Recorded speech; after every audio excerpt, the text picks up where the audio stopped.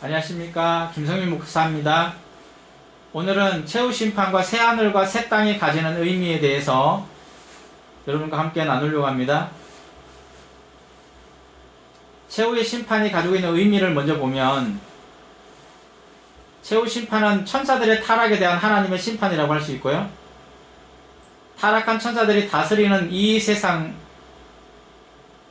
것이 하나님의 자녀들에 대한 연단의 광야요 애굽 땅이었으며, 세상의 자녀들에게는 하나님의 배려이며 사랑이었다는 것을 말해주고 있다는 거죠.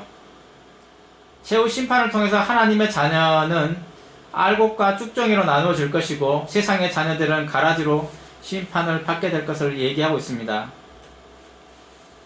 본문을 보면 계시록 20장 11절에서 15절 말씀인데요, 곡과 마곡의 반란으로 인해서 이제 더 이상 생존자들이 없게 됐을 때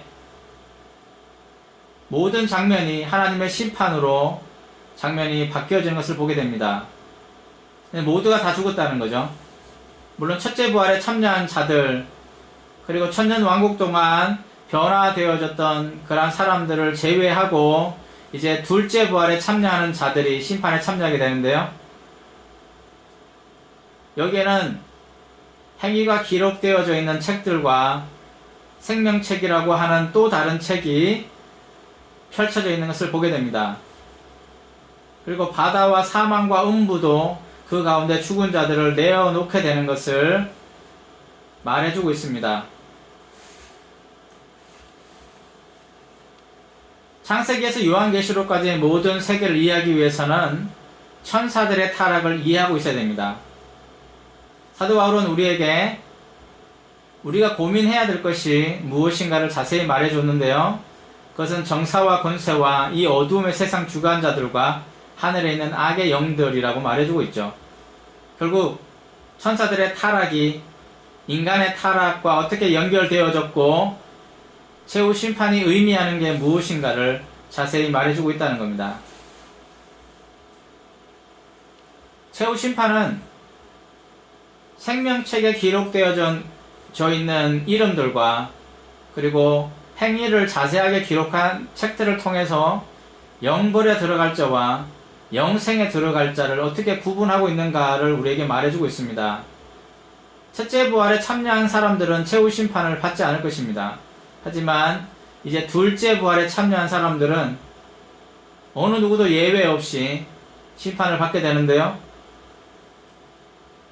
그리스도인이라 할지라도 낙원에 이르지 못한 사람들은 이제 음부의 권세에서 풀려나서 심판의 자리에 참여하게 될 것입니다. 이것이 둘째 부활입니다.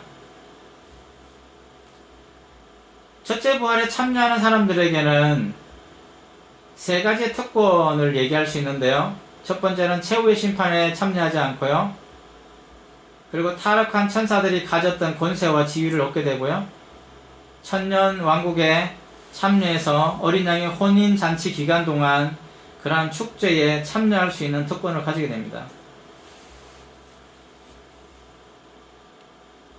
요한계시록 21장은 새하늘과 새 땅을 다루고 있는데, 이 새하늘과 새 땅은 이사야서 66장에서도 자세하게 다루고 있고, 또한 이사야서의 여러 장에서도 자세히 다루고 있습니다. 새하늘과 새 땅은 결국 천년 왕국을 말해주고 있고요, 그리고 천년 왕국뿐만 아니라 최후 심판까지도 이어지고, 그리고 최후 심판 이후에 또한 완성되어지는 그리스도의 나라를 말해주고 있습니다.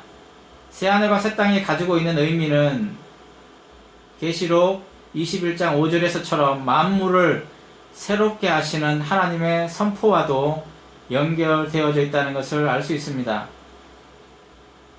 결국 천년 왕국 동안 이 세상을 정화하고, 그리고 최후 심판을 통해서 심판을 행하시고, 또 이어져서 그리스도의 나라가 여전히 세상을 정화하게 될 것을, 세상을 새롭게 할 것을 우리에게 말해주고 있는 거죠.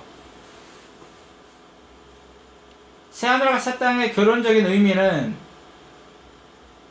에베소서 1장 10절에서 말씀하고 있는 그리스도 안에서 하늘에 있는 존재들과 땅에 있는 존재들, 그러한 세계가 다 통일이 되어질 것이라는 거죠. 그것도 그리스도 안에서 통일되어지는 세상을 말해주고 있습니다. 하지만 새하늘과 새 땅이 가지고 있는 의미처럼 그리스도의 나라는,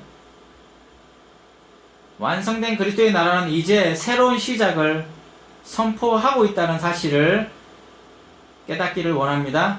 감사합니다.